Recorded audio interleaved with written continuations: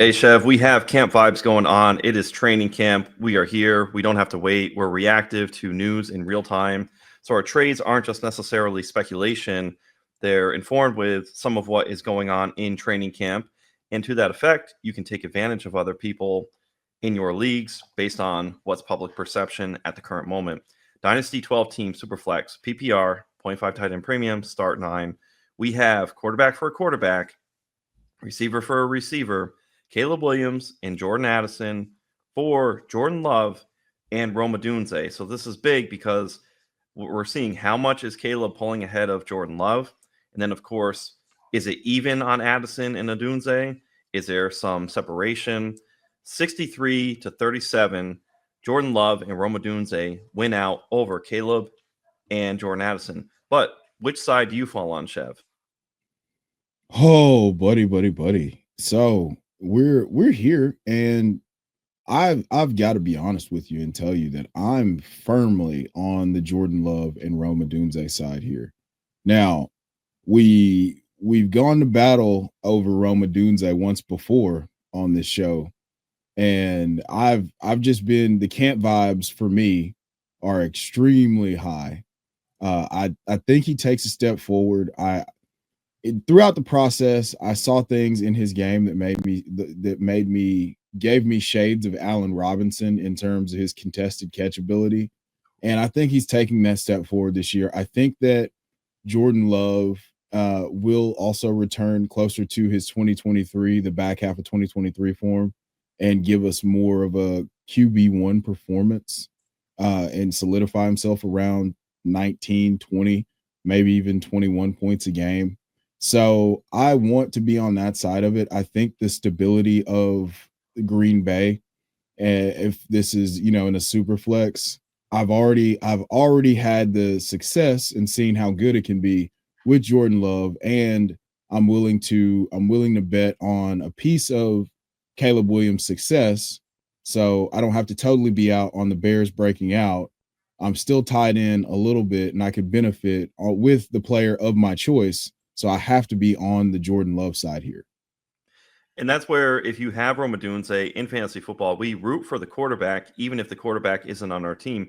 Granted, there'll be the 2 weeks where you face the person who has Caleb Williams and your Rome Odunze, but the rest of the way, you're benefiting and you're rooting for the ascension of Caleb Williams. For me, give me the upside of Caleb Williams. If there's one between Williams and Love who can be a top 6 upside quarterback, it is Caleb Williams. Jordan Addison, don't sleep on in 2 seasons. Wide receiver 1 overall weeks, he's had 3 of them. Jordan Addison can absolutely cook, and he gets a quarterback upgrade. The suspension is overhanging, but we're progressively not hearing anything about that suspension. So I'm just operating like Jordan Addison is going to be available week 1. For the QB position, though, that outweighs for me in the super flex format. As much as I love Rome Odunze, I'm going to roll with Caleb and Jordan Addison. I will be, on the other hand, rooting for JJ McCarthy. Not involved in this trade, but I'll be happy to root for him because that'll mean good things for Jordan Addison. I just saw a beautiful clip, an anticipatory throw from JJ McCarthy to Jordan Addison before Addison even made his break outward. The ball was already on the outer edges of the boundary. It was a beautiful thing to see. And funny enough, Caleb Williams, as much as I am on the Caleb Williams side here, he did have that drill that's gone kind of viral where he just threw a fit like, It's so bad. Yeah. against all 3. It's terrible. But take advantage because we saw last year the potential that Caleb Williams has, and we're betting on an improvement. Ben Johnson is throwing everything he has at Caleb Williams, and right now this is a time to have growing pains. I'm going to love it because I think Caleb Williams comes out better for it, and it's going to be tough love because Ben Johnson isn't just going to give it to Caleb Williams. He's recently praised Cole Kmet, DJ Moore, Alamadeus Zacchaeus, and he's kind of given the push towards his rookie players. He's not really necessarily giving them that hype, and he's not necessarily singing the praises right now of Caleb Johnson, but you want to throw everything you can at your quarterback. So give me Caleb Williams. Next up, Chev, we have Superflex, 10 teams, start 9, full PPR. Kyle Pitts for Jake Ferguson. I feel like I know where you're going to land on this. The second round pick is the better pick on the Pitt side. Third side for Ferguson. Chev, which side do you like? Oh, yeah. One guy just got his second contract with a new team, and one guy is Kyle Pitts. So I'm going to go with the guy who just got the second contract. Jake Ferguson led in end zone targets in 2023, and I think that this is the Cowboys are one of the offenses. Now, I am bullish on the Falcons offense as well. I just want to buy other bits and pieces that are not named Kyle Pitts. So if I'm selling Kyle Pitts, I get Jake Ferguson back. I think Jake Ferguson is going to return to form this year. Last year, 89 targets, no touchdowns after leading tight ends in end zone targets in 2023. So I think that Dak being healthy and Jake Ferguson returning to health, and I get a 2026 third round pick to get rid of what I believe to be a falling knife. Did I do it right that time? I think so. You're cooking. Okay. Keep All right. going. We got to go to the judges. We'll go to the judges. Hey, if I used that analogy incorrectly, please let me know in the comments. I've been trying to get a grasp on it for months now. Months. So anyway, but Jake Ferguson, I think honestly, we're talking about a guy in an ascending offense with, having a role that we can give ourselves, value in it being somewhat secure. Now, does it turn into anything better than probably tight end 12 in points per game? Maybe, maybe not.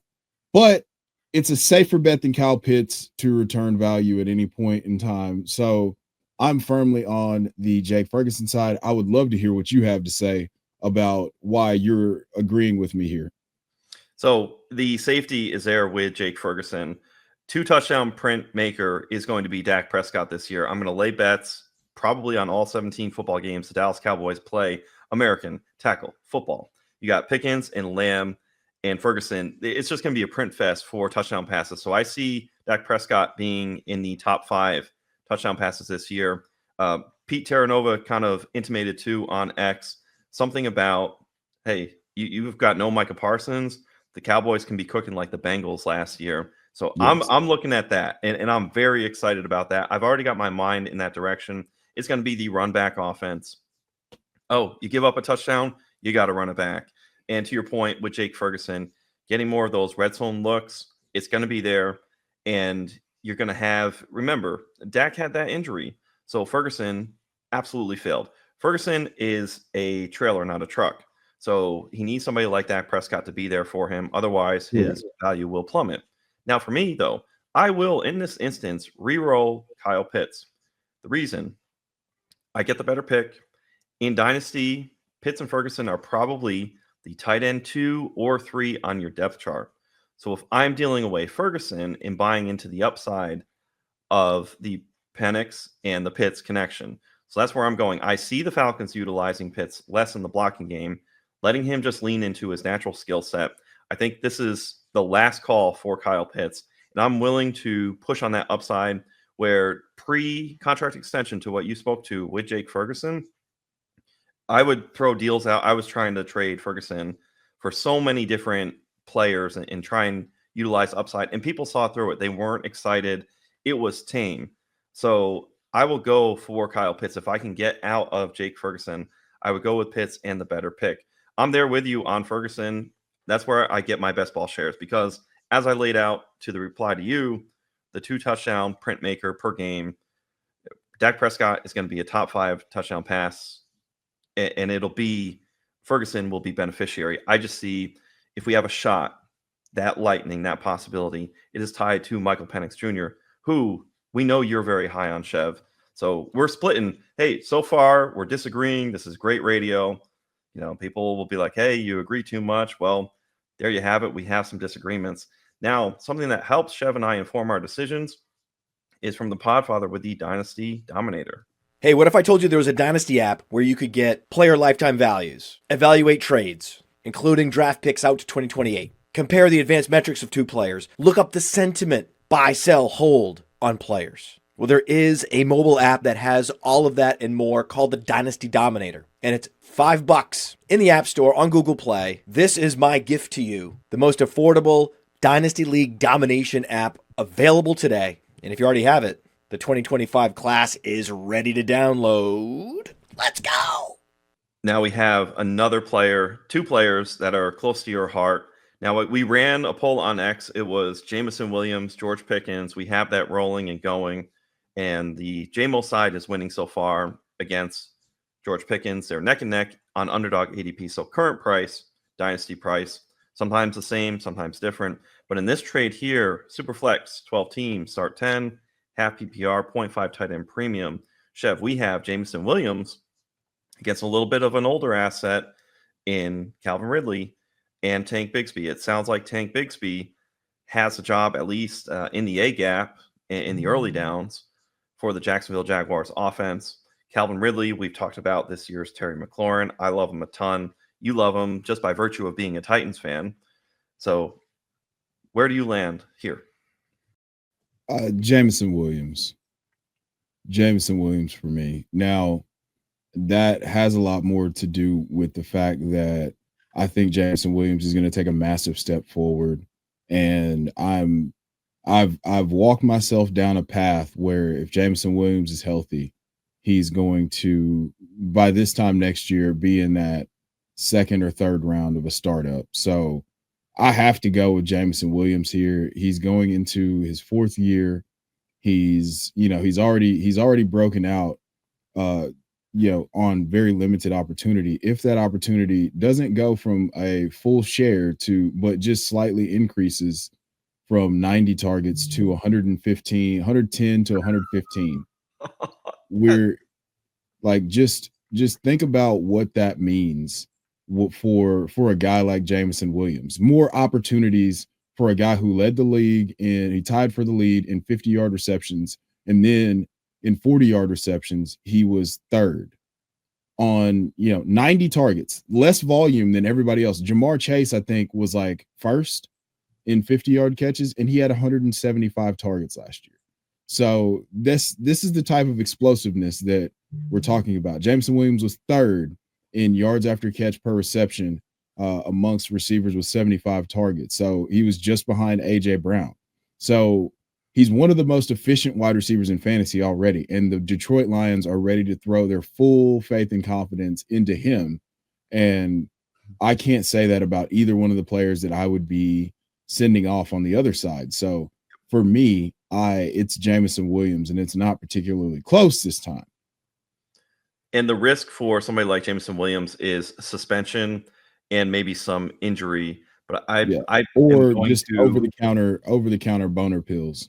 That too, which, hey man, sometimes you just get bricked up and you're talking about trades in the cement aisle at Lowe's or Home Depot. But Jameson Williams, I really don't look. I look at his youthful injuries as he's young. He can recover. He can bounce back. I don't really worry about them. I like to think that he's going to be good on the suspension front. Maturity, there it is.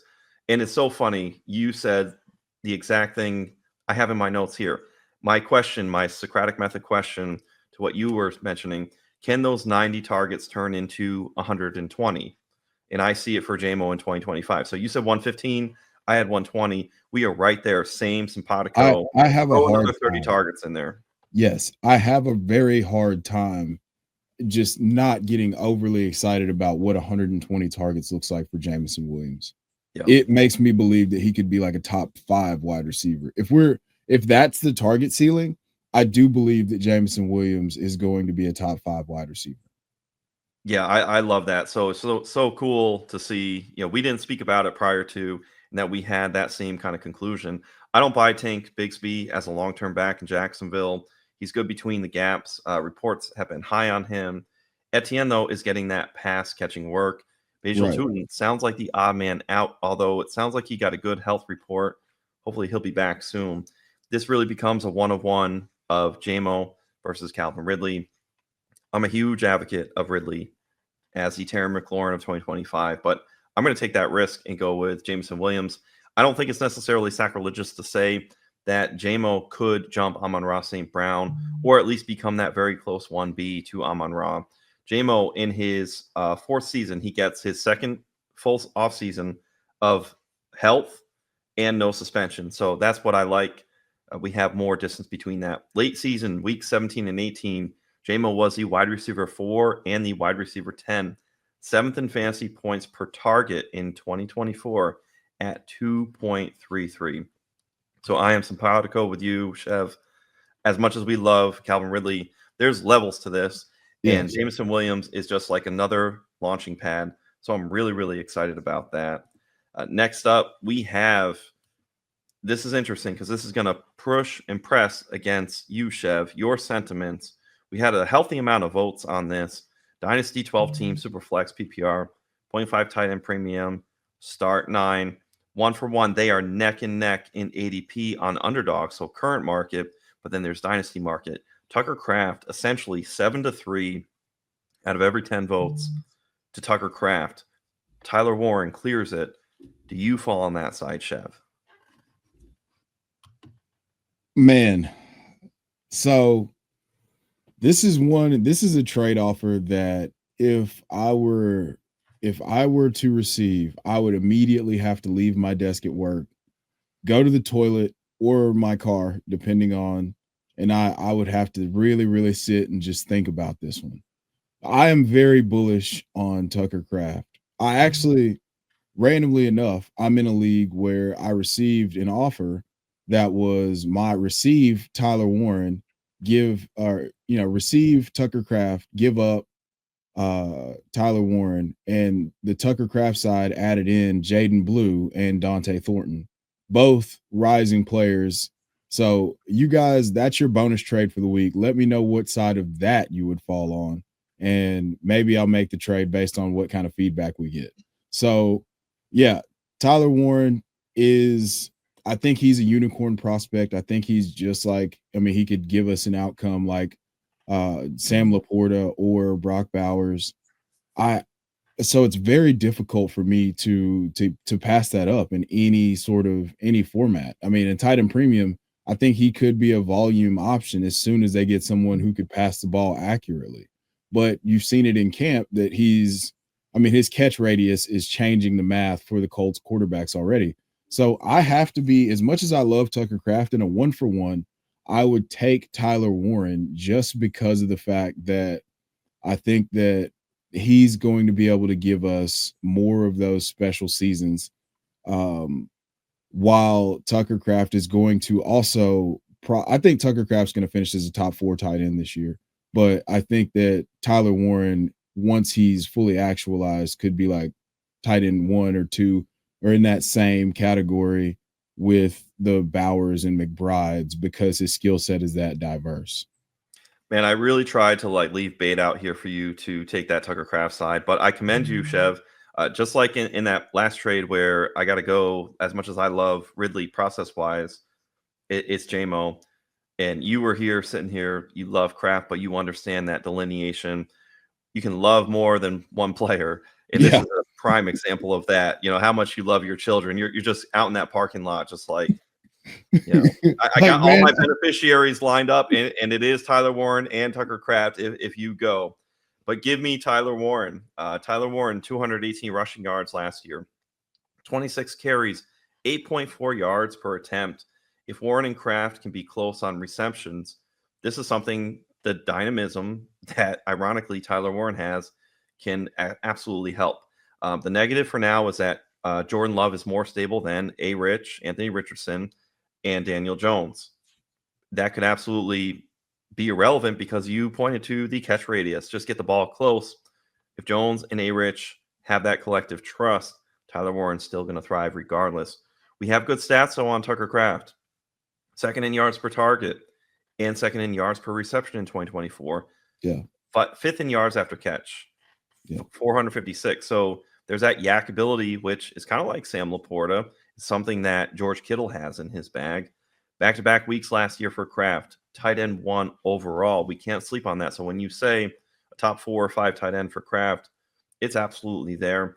Will Kraft have more than 70 targets? That's a big question that I have out there. 4.1 targets per game. That ranked 18th. That number has to come up if we believe in Jordan Love. As your earlier trade, you believe in Jordan Love ascending up back to the prior season. But we need that for Tucker Kraft to boost. Can we get up to 6 or 7 targets just automatic per game? Tyler Warren, even though it's college, 7.7 targets per game last year at Penn State. It's a projection, but somebody who's kind of already there, and we expect that to continue. So I'm going to go all the way with the Tyler Warren side, and I commend you, Chev, for not having take lock and understanding that you still love Tucker Kraft. It's okay, Yeah. And blink twice if you're in danger. Just let us know. This next trade, very razor sharp, thin. Chev, you had proposed this trade, and you can get into some of the dynamics of what got us here. But we have RJ Harvey and George Pickens for Chase Brown and a 26 first, 53-47. This is very much 50-50, even setting. Start 10, 0.5 tight end premium, super flex 12 team PPR. Chev, where you at? So this is a real trade that happened in a league that I'm in. Guy gave up RJ Harvey and George Pickens, or basically gave up the 107 in a draft, which ended up being RJ Harvey and George Pickens for Chase Brown straight up. So we threw that out there. We threw that out there on the Twitter Xverse, and it was very lopsided in favor of RJ Harvey and George Pickens. So we've now modified the trade here so we can have a bit more discourse and discussion to make this a little bit more even. So with the RJ Harvey and George Pickens side, you are assuming a bit of risk because of what Chase Brown did represent in terms of your lineups. Now, we both think that RJ Harvey is going to have a dynamic pass catching role with the Denver Broncos, and that's why Sean Payton selected him. George Pickens is now in the best situation of his career in a pass heavy offense that's going to allow him to, be more of what he already was, while also potentially unlocking some things that he hasn't been used in areas of the field that he hasn't been accessed in because of the lack of consistent quarterback play. So there's a very strong argument for the RJ Harvey and George Pickens side. Where I have a bit of trouble is that you're getting a 26 first, depending on how early or late that asset may be coming from that team. This turns into a very, very dangerous deal to be lopsided on the other side. Now, Chase Brown, RB4 from weeks 9 to 18 last year, and over 20 points a game. So we're talking about a guy who was an absolute workhorse. He had an 85% snap share. There's no Zach Moss. All you have is Samaje Perine and Taj Brooks now in the backfield with him. So we could be in for another massive workload. And he handled 80%, roughly 78.6% of the carries inside the 5 from weeks 9 to 18. So he's a workhorse running back in a high yield, high volume offense, high powered offense. And this could be an early 26 first coming home with Chase Brown. So this makes it a very tough decision. And I think that I land on the Chase Brown and the 26 first side, because if things go haywire and that first ends up being earlier than later, then you just got a workhorse running back that's going to put 20 points in your lineup, and you have a reroll on some of the top talent in the 26 class. So I'm curious to see how you feel about this, though, Jer. I'm pulled right in that direction. It's funny enough, you had said about the week 9 through 15, that latter half of the season for Chase Brown. I have in my notes RB9 or better, no lower finish for Chase Brown from weeks 9 through 15 than RB9. Chase Brown, to me, clears RJ Harvey. We have to give that respect. You and I had talked about tiers on another show, and there's guys who have already done it and established, and we just have to get that preference given to somebody like Chase Brown versus RJ Harvey. We see it for RJ Harvey, but still it has not happened. So we have to give some of that deference there. Harvey's calling card will be in PPR. Brown was 5th in running back receptions last year with 54 catches and 6 in targets. So even though the PPR strength is there for RJ Harvey's game, Chase Brown absolutely has that in his bag. And then Pickens for a 26 first, it's fair, But you got to consider, like you were saying, the QB class of 2026. If this is a top 6 pick, this becomes very dangerous in a good way for the Chase Brown in the 26 first side. So for something of getting the right now, if you want to get more of a right now impact with the way you're trying to push in, I would take the Harvey and Pickens side in this deal. Now, if you want to think a little more long term, you get Chase Brown. He works for a multi-year build or a multi-year run. We're going to be saying the exact same thing for Chase Brown this time next year, barring health. And you get that first heading into 2026.